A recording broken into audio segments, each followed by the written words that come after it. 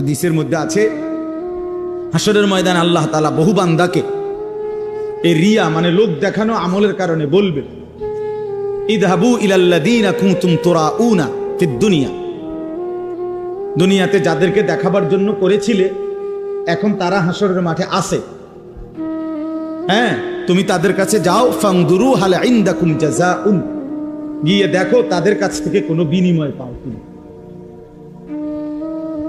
তুমি যাদেরকে দেখাইবার জন্য করছিলা তারা আছে এখন হাসরের মাঠে, যাও ওদের কাছে গিয়ে তোমার কর্মের বিনিময় যাদেরকে দেখাইবার জন্য করছিলা ওদের থেকে নাও, আমার থেকে নিবা কেন? আমার জন্য তো করো নাই। বুঝছেন নি ফেসটাম নেই তো আল্লাহ তাআলা যদি প্রত্যাখ্যান করে তো কে বিনিময় দিবে? কঠিন ব্যাপার এটা। কোরআন শরীফে আছে স্পষ্ট, আল্লাহ তাআলা বলছেন, ওয়ালা ইউশরিক বিইবাদাতি রাব্বিহি আহাদা, আমি আল্লাহর কোন ইবাদতের মধ্যে সামান্যতম কাউকে অংশীদার বানানো যাবে না, বানানো যাবে। একটা মাহফিল করমু এরুম বক্তা আনমু, দরকার হলে হেলিকপ্টার দিয়া দেখাইয়া সারুন, যদি বাপের বেড়া হইয়া থাকে, হ্যাঁ তো দেখাইলেন আর বাপের বেড়াও হইলেন আমরা, সবই ঠিক আছে। তারপরে বুঝেন না আমার কথা, 30 লাখ টাকা খরচ হইল, একবারে দেশ চুক্তি, মানুষ লাড়া খাইলো, সারা বিশ্ব দেখলো জানলো, তো এরপরে কি? এই মানুষ, এই সমস্ত 800 কোটি মানুষের কাছে কোনো বিনিময় আছে? তাদের তো কোনো যোগ্যতা নাই, তারা তো আমার এই কর্মের কোনো প্রতিদান দিতে পারবে না, তো আমি তাদেরকে দেখাইয়া লাভ হইল কি? এটা বুঝার ব্যাপার। এই জন্য আমার ভাই, আমি জানি ছেলেরা কষ্ট করছে, আমাদের প্রিয় ভাই নাহিদ, আমি মূলত ওই ভাইয়ের অনুরোধেই ডেট দিছি। তো বাস্তবতা হলো, আপনাদের কাছে এটা বুঝাইতে চাই সবসময়, নওজোয়ান ছেলেদের কাছেও আমার অনুরোধ, ভাই নেক কাজ, এই যে একটা মাহফিলের ইন্তজাম করা, কোরআন সুন্নাহর ইন্তজাম করা, কথা শুনবার, এটা কিন্তু একটা আমল। কি বলেন, এটা একটা নেক আমল না? এটা আল্লাহর জন্য হওয়া চাই। আমি বলবো আল্লাহর জন্য, আপনি শুনবেন আল্লাহর জন্য, আয়োজনকারী আয়োজন করবে আল্লাহর জন্য। আর প্রত্যেকেই মনোযোগ দিলে, আন্তরিকতা নিয়ে শুনলে বরকত হবে। ও বাবা, তোমরা এনে বুট খাইও না, বাবা পেটকাইও না বেকুবের মতো, হাসো না, হাসো না, বন্ধ করো বাবা, পরে খাইও, পকেটে নাও এটা। তাহলে এই জন্য বললাম, হ্যাঁ আমার এটা কষ্ট করি আমি, আমার শ্রোতা যতক্ষণ, আমি শুধু আমারটা আমি বলে গেলাম, আমার সময় পার করা 1 ঘন্টা, এরপরে আপনারও কি হলো না হলো এটা আমার জানার বিষয় না, না এটা কোনো কথা, এটা কোনো কথা। আমার মনে আছে, আমার ছাত্র জীবনে আমার একজন উস্তাদ আমারে বলছিলেন, আমার সেই হুজুর ইন্তেকাল করছে, হুজুরে আমারে বলছিলেন, আনিস যখনই আল্লাহর কথা বলতে বসবা তো এটা মনে রাখো যে মানুষগুলোর সামনে বসছো, এই মানুষগুলো তোমার বান্দাও না, তোমার উম্মত না। কথা বুঝছেন না? মনে এরা আমার বান্দাও না, আমার উম্মত না, এরা আল্লাহর বান্দা, রাসূলুল্লাহর উম্মত। অতএব তুমি এটা মানসিকতা এই মাথায় নিয়ে করো যে কার সামনে বলতেছ, জানতেন কেউ না, এরা আল্লাহর বান্দা, এরা রাসূলুল্লাহ সাল্লাল্লাহু আলাইহি সাল্লামের উম্মত, তোমার কেউ না এরা। তো তুমি মনে রাখো, হুজুরে বলছেন মনে রাখো, যেন আল্লাহ তোমাকে বলছেন আমার বান্দাদেরকে আমার কথাটা বলো, যেন রাসূলুল্লাহ সাল্লাল্লাহু আলাইহি সাল্লাম বলছেন, আনিস আমার উম্মত এরা, এদেরকে আমার কথাগুলো বলো। যেন শ্রোতার প্রতি কদর থাকা চাই, কদর থাকা চাই। এই জন্য চলেন ভাই, আমরা প্রত্যেকে ইনশা, আজকের জন্য সব সময় এই একটু যদি আন্তরিক হইতো, মুসলমানের জিন্দেগি আরো সুন্দর হতো। বছরে 52 সপ্তাহ, 1 বছরে মোট হাতে ধরা যে মোবাইলগুলো, এগুলো নামায় ফেলেন, ভালো হবে। আপনি এমনি শুনেন দোস্ত, হাতে ধরা যে মোবাইলগুলো, এগুলো নামায় ফেলেন। মোবাইলে যথেষ্ট পরিমাণ ওয়াজ আছে, অভাব নয়। ছেলেরা দেখেন না রেকর্ড করে, আর এমনি তো আছে। এখন আমরা আসছি কষ্ট করে, আপনারাও আসছেন কষ্ট করে, সামনাসামনি শুনেন, একবার চোখের দিকে তাকাই, বরকত হয়। চোখের একটা আসর আছে প্রত্যেকের। প্রত্যেকের, মানে চোখ মানুষের পুরা দেহ বদলায়। দেহের মধ্যে নারীর প্রতি, ভিন নারীর প্রতি চোখ পড়লে সারা দেহের মধ্যে কি হয়, অনুভূতি হয় ভিন্ন রকম। তাই এটা বুঝাই গেল চোখের একটা কি আছে, আসর আছে। তো ঠিক নেক কাজের প্রতি কোন আল্লাহওয়ালা, কোন আলেমে দ্বীনের প্রতি নজর করলেও পুরা দেহের মধ্যে পরিবর্তন, নেকের অনুভূতি হয়। হ্যাঁ, রাসূলুল্লাহ সাল্লাল্লাহু আলাইহি সাল্লামকে জিজ্ঞেস করছে সাহাবী, ইয়া রাসূলুল্লাহ, আমি কার সাথে চলবো? তো বলছে, মান যাক্কারাকুম বিল্লাহি রুয়াতুহু, যাকে দেখলে আল্লাহর কথা মনে পড়ে। ওয়া যাদা ফি ইলমিকুম মানতিকুহু, যার কথা শুনলে ইলম বাড়ে, জ্ঞান বাড়ে। ওয়া যাক্কারাকুম বিল আখিরাতি আমালুহু, যার আমল দেখলে আখিরাতের কথা মনে পড়ে। যার চেহারার দিকে তাকাইলে আল্লাহর কথা মনে পড়ে, যার কথা শুনলে নিজের জ্ঞান বাড়ে, যার আমল দেখলে আখিরাতের কথা মনে পড়ে। রাসূল সাল্লাল্লাহু আলাইহি সাল্লাম বলে, তাকে সঙ্গী বানাও, তার সঙ্গী হয়, তারে বন্ধু বানাও, তার সাথে চলো, তার সাথে উঠা বসা করো, তার সাথে সম্পর্ক। এই জন্য নজরের একটা কি আছে, বরকত আছে, বরকত আছে।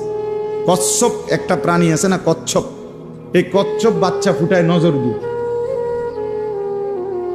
কচ্ছপের ডিম থাকে পারে, আর কচ্ছপ থাকে পানিতে। ওইখান থেকে সে শুধু চোখের দৃষ্টি দিয়া ডিমের দিকে তাকায় থাকে। এই নজরের বরকতে কিছুদিন পর ডিমের থেকে বাচ্চা ফুটে। হ্যাঁ, এজন্য নজর বদলায়। গুনার নজর গুনার প্রতি প্রভাবিত করে, নেক কাজের নজর। আল্লাহর ঘর দেখলে, কাবা শরীফ, মালিকের ঘর দেখলে চোখে পড়লেই কলিজা ছিঁড়ে যায়, চোখে পড়লেই কালো গিলাফ আশেক পাগল হয়ে যায়, হেবে দিছে, কথাবার্তা সবকিছু এলোমেলো হয়ে যায়। এটা একটা ভিন্ন বিষয়, নজর। নজর, মদিনার সবুজ গম্বুজ নজরে পড়লেই সফরের সমস্ত ক্লান্তি দূর হয়েছে, দূর হয়ে নজরের সাংঘাতিক বরকত, পরিবর্তন হয়। আমরা অনেক সময় বুঝি না আর কি, মার দিকে নজর দিলে জান্নাত মিলে যায়। নবীজি বলছে না, মায়ের দিকে নজর দিয়া মার দিল যদি খুশ হয়ে যায়, মা যদি খুশি হয়ে যায়, তো নজর দিলে জান্নাত মিলে যায়। যেই স্ত্রী স্বামীর সামনে এভাবে দাঁড়ায় যে স্বামী তার দিকে তাকাইলে, স্ত্রীর দিকে, স্ত্রীর হাসি মুখ দেখলে স্বামীর দিল খুশি হয়ে যায়, আল্লাহ রাসূল সাল্লাল্লাহু আলাইহি ওয়াসাল্লাম বলছেন, ওই নারী জান্নাতি নারী, শ্রেষ্ঠ নারী। হ্যাঁ, এই নজর। নজর মানে মহিলা এভাবেই স্বামীর সামনে পেশ করছে নিজেকে, যে স্বামীর দিল তাকাইছে, রে ইজা নাযারা ইলাইহা সাররাত, নজর। এরকম অনেক উদাহরণ দিলাম। এই জন্য ভাইয়া সবাই এটা খেয়াল করা। ওই যে এই অপদার্থ, এটা বুঝলাম, এইটারে আলবিদা রাখছে।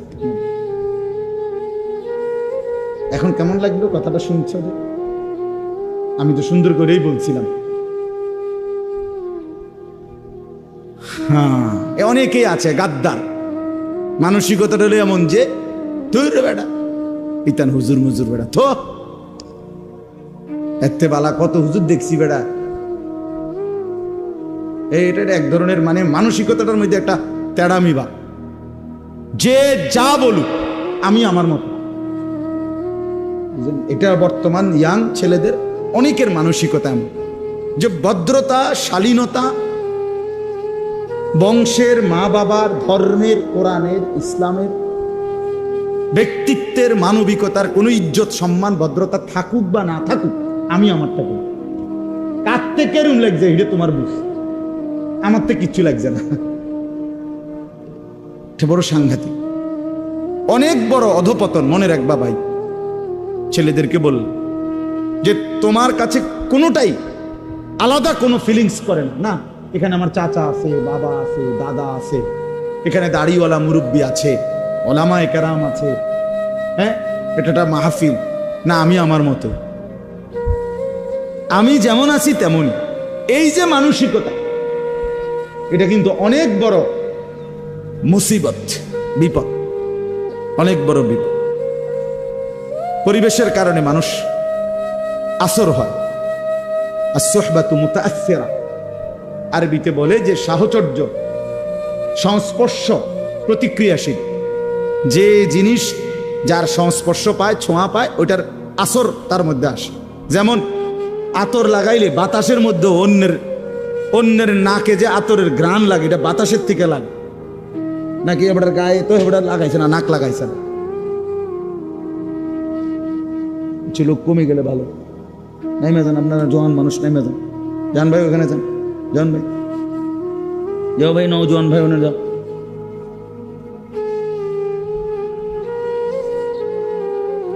তো এই কারণে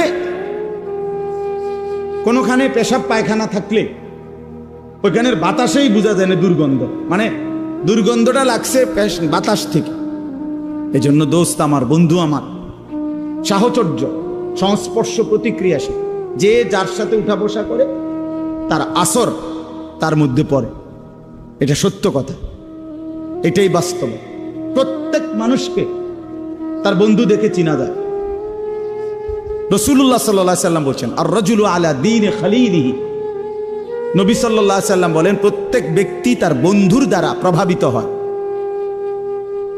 বন্ধুর রঙে রঙিন হয়, বন্ধুর সাজে নিজেকে সাজায়। ফালিয়ানজুর আহাদুকুম মান ইউখালিলু, অতএব তোমরা লক্ষ্য রেখো, নবীজি বলছে, কাকে বন্ধু বানাচ্ছ। মান ইউখালিলু, কাকে খলিল বন্ধু বানাচ্ছ। ও আমার ফ্রেন্ড, তো তারে দেখলে তো বোঝা যায় তুমি কোন ডকে। তার চেহারা, চুল, লেবাস, তার কথাবার্তার ঢং রং দেখলেই আন্দাজ করা যায় তুমি কেমন। বয়স্কদেরকেও চিনা যায়, নওজোয়ানকেও চিনা যায়। আমি অনেক সময় বলি, বয়স্ক মানুষ যারা আপনারা, আপনার সাথে ডানে বামের সবাই 5-6 জন বসা, সবাই বিড়ি সিগারেট খায়, আপনি যদি এর মাঝখান দিয়ে বলেন যে আমি একজন জোনায়েদ বাগদাদি, না আমরা বুঝি চাচা, আমরা কোনো সিরা খাই না, আমরা ভাত খাই। আমরা আজকে দুপুরে ভাত খাইছি, সিরা দিয়ে পানি দিয়ে ভিজাইয়া খাইছি না। আপনার সাথে 5-6 জন বিড়ি খাই না, বেড়াইতে লোক আপনি বইয়া রয়েছেন, আপনি জোনায়েদ বাগদাদি, আমরা বুঝি না। আপনি কি ডকের মানুষ, বুঝেন নাই কথা? হ্যাঁ, এটাই বাস্তবতা। বন্ধু দেখে মানুষ চিনা যায়, সঙ্গী দেখে মানুষ চিনা যায়, সঙ্গী দেখে মানুষ চিনা যায়। রাসূলুল্লাহ সাল্লাল্লাহু আলাইহি সাল্লাম বলছেন, লা তুসাহিব ইল্লা মুমিনান, মুমিন ছাড়া কাউকে বন্ধু বানাইও না। ওয়ালা ইয়াকুল মালাকা ইল্লা তাকিয়ুন, মুত্তাকি আল্লাহওয়ালা দিনদার ছাড়া নিজের মাল, নিজের সম্পদ মহব্বত ভরে কাউরে খাওয়াইও না। ঠেকাই পয়রা, বিপদে পয়রা, কোনো কারণে হইতে পারে, তার ভয়ে, তার আতঙ্কে, তার প্রভাবের কারণে তারে কিছু খাওয়াইলাম, দূর খাওয়াইলাম। কিন্তু আরেকটা হইল আন্তরিকতা নিয়ে, মহব্বত নিয়ে, দরদ নিয়া, ভালোবাসা নিয়া। রাসূলুল্লাহ সাল্লাল্লাহু আলাইহি সাল্লাম বলেন, খাওয়াইবা তাকে যে তাকি মুত্তাকি, যেন আমার এই সম্পদটা, এই টাকাটা যার পিছনে ব্যয় করলাম কাজে লাগবে, লোকটা নামাজি। আর আমি দেখি সিটার বাটফার, তো এই বাটফার রেখা ভাই আমার লাভ কি? বুঝছেন না কথাটা? আমি দেখতেছি, আমি দেখি যে কথায় কথায় গালি দেয়, বিড়ি সিগারেট খায়, টেলিভিশনে নাটক সিনেমা দেখে, হারামের সাথে জড়িত, আল্লাহর নাফরমানির সাথে জড়িত। এই নাফরমানের পিছনে আমার সম্পদটা খরচ করে ফায়দা কি? আল্লাহ আমাদেরকে বুঝার তৌফিক দান করে। চলেন তাহলে এই কথাগুলো বললাম সংক্ষিপ্ত। মূলত 1 নম্বর কথা ছিল, আল্লাহর কথা আন্তরিকতার সাথে, আদবের সাথে শোনা উচিত। জওয়ান হোক, বয়স্ক হোক, প্রত্যেকে, মুরব্বী, বয়স্ক, চাচা, আপনাদেরকেও বললাম, বসে বসে জিমাইবেন জুমার নামাজের বয়ানের সময়, আপনি যে আছে, যে রুম আছেন এই রুমে থাকবেন। আপনার কপালে আর পরিবর্তন হবে না, কারণ আপনার পরিবর্তন হইব কি দিয়ে? আপনি তো জুড়ান। নওজোয়ান ছেলে, তুমি পিছনে বৈশা মসজিদে শুধু ঠেলাঠেলি করলা, দুষ্টমি করলা, মোবাইল টিফলা, বা নিজেরা বন্ধু বান্ধব কথা বললা, ইমাম সাহেবের বয়ানও শেষ, খুতবাও শেষ, তো তোমার কপালে আর পরিবর্তন হবে। দাখালা জাহিলান খারাজা যা, ঢুকছো মূর্খ, বাইরে হইছে কি, ঢুকছে যেমন বিড়ি হালাইয়া, বাইরে আবার বিড়ি দাঁড়াইছে। বুঝছে? ঢুকবার আগেও গাইলেই আইছে, বাইর হইয়া গিয়ে আবার গাইলে গেছে। আস্তাগফিরুল্লাহ। আল্লাহ আমাদেরকে মাফ করে দেন। আল্লাহর কথা দিল দিয়া শুনুন, আমার একটা কথা না, শুন সবার সবার কথা। জুমার বয়ান, ওলামায়ে কেরামের নসিহত আন্তরিকতার সাথে শুনলে ইনশাআল্লাহ ধীরে ধীরে জিন্দেগি পরিবর্তন। নিজে নিজে জীবন পরিবর্তন হয় না, কসম আল্লাহ, নিজে নিজে হবে। পৃথিবীর সমস্ত দামি কিতাব, পৃথিবীর সমস্ত আরবি বই, পৃথিবীতে সমস্ত ভালো কিতাবগুলোও যদি একাকী কেউ কিনে নিজে নিজে পড়ে ফেলে, তারপরেও সে নিজে নিজে উত্তম আখলাক, পুরা দিন মানা সম্ভব হবে। পারতেন না? আমি চ্যালেঞ্জ করলাম, না হলে আমি কিনে দেবো, আপনি পড়ে। আল্লাহ রহমতে আপনি কিনে দেওয়ার মতো সামর্থ্য আমার আছে। কয় হাজার টাকার কিতাব লাগবে, কিনে দিন না। কোনো আল্লাহওয়ালা, কোনো আলেমে দ্বীন, কোনো মুত্তাকি, জীবন্ত কোনো ব্যক্তির সংস্পর্শ লাগবে। 2 রাকাত নামাজ আপনি নিজে বাংলা বই পড়ে বুঝতেন না, একটা যদি ছবিও দেয় হইতো না।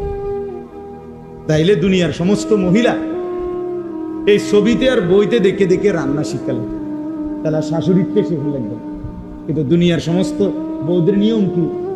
নিয়ম তো এইটা না যে শাশুড়ির লগে কয়দিন কি করে, 3 মাস 6 মাস মহিলারা রান্না শিখে। এই জন্য দয়া করে আমরা প্রত্যেকেই এটা বুঝতে হবে, ওলামায়ে কেরামের সাথে যাদের আন্তরিক পূর্ণ সম্পর্ক নাই, তারা সহি সঠিক বিশুদ্ধ আমল থেকে বঞ্চিত হয়, বঞ্চিত। অনেক লোক আছে লজ্জায়, শরমে, অথবা একটু আনইজি ফিল করে, অথবা কিছুটা অহংকারী কারণে নিজের নামাজ, নিজের ওযু, নিজের সূরা কেরাত কেউ রে শুনায় না কোনো আলেম। হাবড়া হাবড়া রেডি পড়তে আছে, কিতা জানি পড়ে না। রে বাপ, ঠিক না। আমনে বুঝেন না ইমাম সাহেব সূরা কেরাত পড়ে কেমনে, আমনে পড়েন কেমনে? আমনে তো এটা আন্দাজ হওয়া উচিত, কিরে হুজুরে পড়ে যেভাবে আমি তো পড়ি এরকম না, তাইলে হুজুরেরটার মতো যে আমার শুদ্ধ হয় না। এখন আমি যেমনি ভুল পড়িয়ে এটা দিয়া বেহেস্ত মিলবো কিনা, এটা আপনি বুঝছেন নি? আগে আমার কথাটা বুঝছেন? ইমাম সাহেব কোরআন শরীফ পড়লে শুদ্ধ পড়তে হবে, আর আমনে মুক্তাদির কোরআন শরীফ অশুদ্ধ হইলেও চলবে। আমনে বেহেস্তে যাইতে হইলে ভুল কোরআন শরীফ পড়ে যাইবেন, আর আমি বেহেস্তে যাইতে হইলে শুদ্ধ কোরআন শরীফ পড়ে যাইতে হইবে।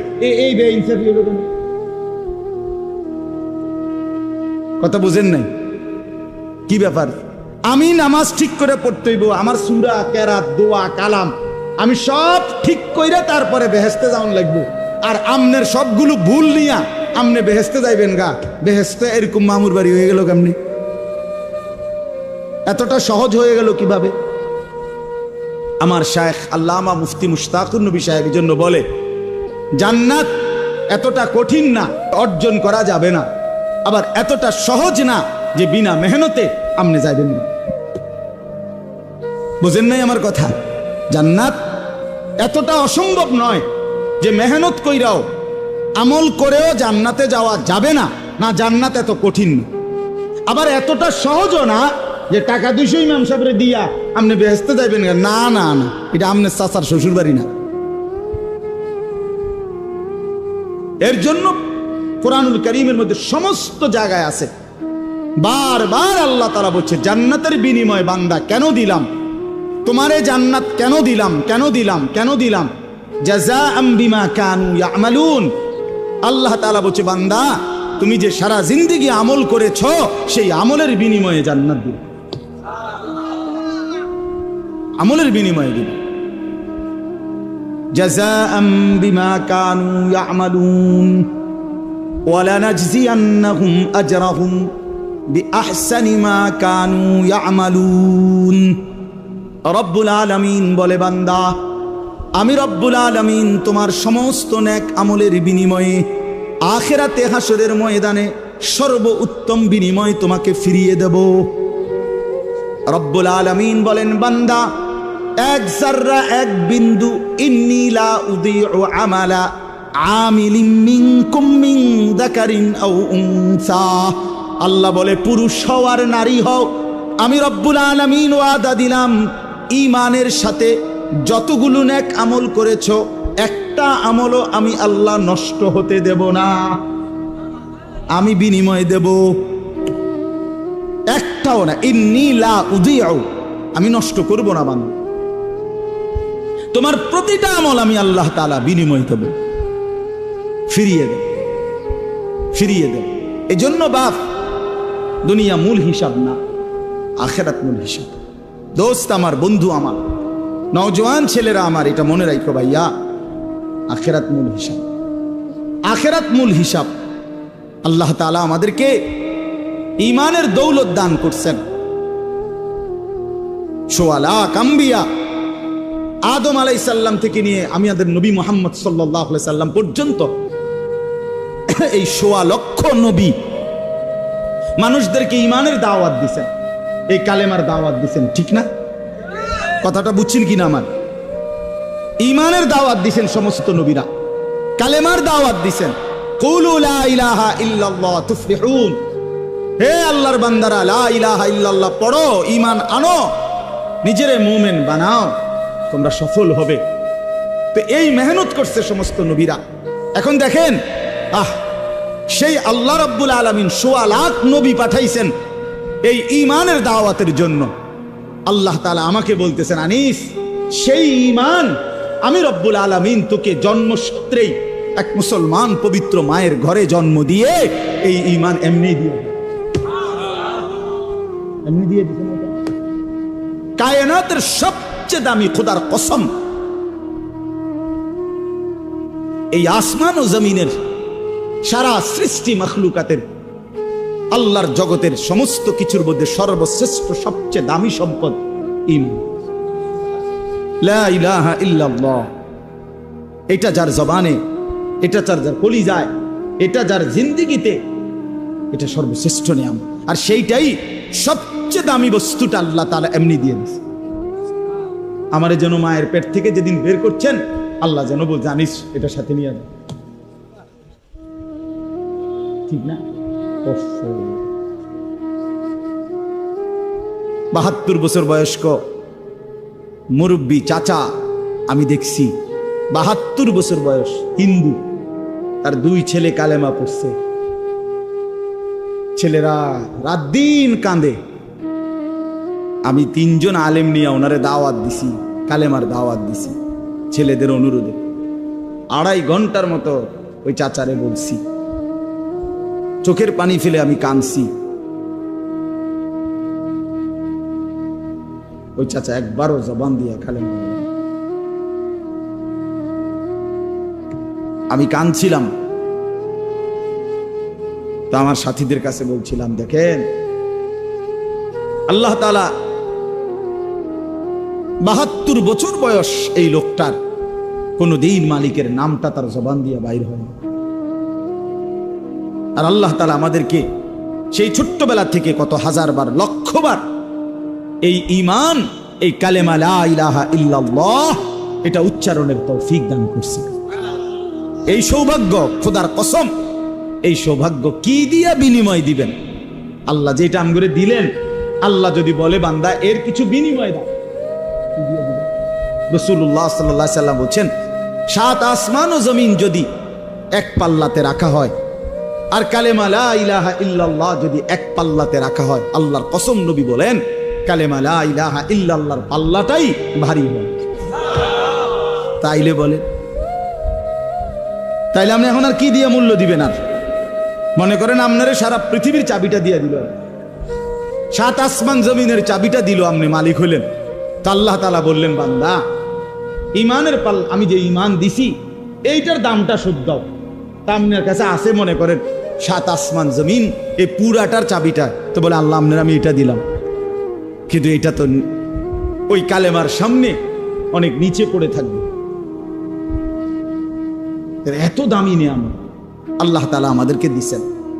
এই ঈমান যাকে আল্লাহ দিছেন, মুসলমান যাকে আল্লাহ বানিয়েছেন, আমার ভাই, আমার এই কথা অল্প গদ্দুর কথা, মনোযোগ দিয়ে শুনেন। আল্লাহ তাআলা যাকে ঈমানের দৌলত দিছেন, কালেমার সম্পদ দিছেন, আমাদেরকে মুসলমান পরিচয় দেওয়ার মতো নিয়ামত দিছেন, আমরা বলতে পারি, বলি, রাত দিন নিজের পরিচয় দেই মুসলমান। আমাদেরকে আল্লাহ তাআলা এই শ্রেষ্ঠতম নিয়ামত দিয়ে আল্লাহ তাআলা ওয়াদা দিছেন, বান্দা তুমি একটা, আমি তোমারে এমনিতেই দিলাম, এই যে ঈমান এমনিই দিছি, আর একটা জিনিস তুমি আমারে বুঝাইয়া দাও, বিনিময়ে আমি আল্লাহ আমার অনন্তকালের জান্নাত তোমারে বুঝাই দেব, তোমারে বুঝাই দেব। আল্লাহ তাআলা বলছেন। মনে করেন, বিশ্বাস করেন, আমার বাবাদেরকেও বলি, ভাইয়া তোমাদেরকেও বলি, যে মুসলমান হওয়ার পরে আখিরাত বুঝে না, সে কোনো মুসলমান না, আসলেই না। হয় কোনো মুসলমানে না, হয় কোনো ইমানদারে না। যে কবর বুঝে না, মৌত বুঝে না, হাসরের মাঠ বুঝে না, মিজান বুঝে না, আমল নামা বুঝে না, ফুলসেরাত বুঝে না, এই কোনো কিছু যার কলিজার মধ্যে নাই,